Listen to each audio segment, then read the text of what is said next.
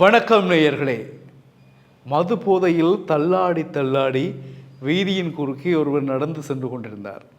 அப்பொழுது வேகமாக வந்த பேருந்து ஒன்று பிரேக் பண்ணி அவரை பேசி இருக்கிறது. சாரதி நடத்துனரும் பேசினாங்களே, கரையா போ அப்படின்னு சொல்லி. அவர் பார்த்துட்டு, என்னையாடா கரையா போய் சொல்கிறீங்க அப்படின்ட்டு போதை கூடி மீண்டும் அந்த பஸ்ஸுக்கு குறுக்கே பாய்ந்திருக்கிறாராம். அது சற்றும் எதிர்பாராத நடத்துனர் பேருந்தை அவர் மீது ஏற்றிருக்கின்றார். சில்லில் அகப்பட்டு சந்தேக நபர் கதை முடிச்சு. இந்த சம்பவம் பெரும் அதிர்வலைகளை ஏற்படுத்தி இருக்கிறது. யாழ்ப்பாணத்தில் இடம்பெற்றிருக்கிறது. A9 வீதியில் இயக்கச்சி பகுதியில் நேற்றிரவு இடம்பெற்றிருக்கிறது. மதுபோதையில் வீதியில் சென்றவர் தான் இந்த விபரீதமான மரணத்திற்கு காரணமானவர். அவர் வீதியில் குறுக்கே நடந்து வருகின்ற பொழுது அவருக்கு ஒழுங்காக சொல்லப்பட்டது, ஐயா கரையா போங்கோ.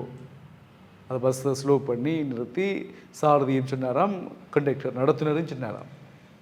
அது வடிவேல் பஸ்ஸுக்குள்ளே கையை விட்டுட்டு நின்று, நாங்கள்லாம் யார் தெரியுமா, ஓடுற பஸ்ஸுலேயே கையை விட்டுட்டு நிற்ப மாதிரி கணக்கில் அவர் வீதியில் குறுக்காக வந்திருக்கார். ஒழுங்குமுறையாக சொல்லப்பட்டது. அன்னிடம் அதை சொல்லி அவர் கேட்காம திருப்பி வந்து அடிச்சு பாஞ்சிருக்கிறார். நான் நினைக்கிறேன் பஸ்ஸை தாண்டி அங்கே கரைக்கு போக மட்டும் தான் யோசிச்சு பாஞ்சாரு தெரியல, சில்லுக்காக்கப்பட்டார். இப்படியானவர்களுடைய மரணங்களை நாங்கள் எவ்வாறு தான் சொல்வது யோசித்து பாருங்கள். போதை என்பது உங்களுடைய உயிரை குடியை கெடுக்கும் இல்லையா? இந்த சம்பவம் தொடர்பாக படை போலீசார் நடவடிக்கை எடுக்கின்றார்கள். இயக்கச்சி பகுதியில் இடம்பெற்றிருக்கிறது. இது பாரிய சோகம் குடும்பத்திற்கு, உண்மையில் மீள முடியாத சோகம். அவருக்கு இறந்த நபருக்கு குடும்பம் இருக்கலாம், மனைவி பிள்ளைகள் இருக்கலாம், உறவுகள் எல்லாம் இருக்கலாம். ஆனாலும் நாங்கள் இது ஏன் இந்த மாதிரி சொல்லுகிறோம் என்றால், இது அநியாயமாக அந்த பேருந்து வீதியால் சென்ற ஒருவரை இடித்து விட்டு சென்றது அல்லது மோதி விட்டு சென்றது, சும்மா போன ஒருவரை தாக்கி என்றால் நாங்கள் அப்படி சொல்ல முடியாது. இது வேண்டுமென்றே இந்த அப்பா ரேலுமுண்டா இடி பாப்பம் உண்டு மது போதையில் போய் விழுந்தா அதை சாரதி வேண்டுமென்று இடித்து அதுவும் கவனிக்கவில்லை என்று சொன்னவ அவர் போயிட்டார் என்று தான் அவர்கள் வந்து நினைச்சது. ஆனால் அவர் திடீரென்று பாஞ்சது அவர்கள் எதிர்பார்க்கவில்லை.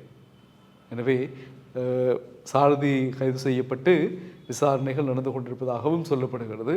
இந்த விடயமும் செய்திகளூடாக வந்திருக்கிறது. எனவே நாங்கள் இதை உங்களோடு பகிர்ந்திருக்கிறோம். தயவு செய்து வீதிகளில் செல்லுகின்றவர்கள் நிதானமாக செல்லுகின்ற பொழுதே ஏற்படுகின்ற விபத்துகள் எங்களுக்கு தாராளம்.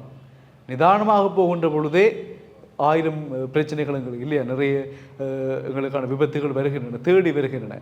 நிதானமாக நடந்து போகின்ற பொழுது இடிக்கிறார்கள். துவிச்சக்கர வண்டியில் போக முடியாது, மோட்டார் சைக்கிள் ஓட முடியாது, முச்சக்கர வண்டியில் போக முடியாது, ஹைஸ் டிப்பர் எந்த வாகனத்தில் போனாலும் எந்த வாகனத்தை கண்டாலும் பயம்.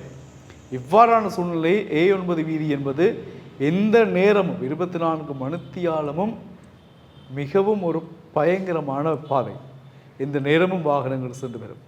அந்த வீதியில் மதுபோதையில் வந்தால் நிலைமை இதைவிட வேறு எவ்வாறு அமையும் யோசித்து பாருங்கள் உறவுகளை. எனவே தயவு செய்து உங்கள் உறவுகள் அல்லது நீங்கள் மதுபோதையில் நீங்கள் வீதிகளுக்கு வர வேண்டாம், வாகனங்களை செலுத்த வேண்டாம். எந்த விதமான உங்களுடைய போதை நிமித்தம் நீங்கள் வீதிகளுக்கு வரவே வேண்டாம். வந்தால் இது போன்ற அநியாயமான உயிரிழப்புகளை சந்திக்க வேண்டி ஏற்படும் என்பதை கவலையுடன் நாங்கள் தெரிவித்துக் கொள்கிறோம். இறந்த நபருக்கு எங்களுடைய ஆழ்ந்த அனுதாபங்கள், குடும்பத்தினருக்கும் அனுதாபங்களை தெரிவித்துக் கொள்கிறோம். நடந்தது நடந்தாயிற்று. இனி நடக்க இருக்கின்றவற்றை நல்ல மாதிரி நடத்த வேண்டும். நாங்களும் நல்ல மாதிரி வீதிகளில் செல்ல வேண்டும். மீண்டும் சந்திப்போம். வணக்கம்.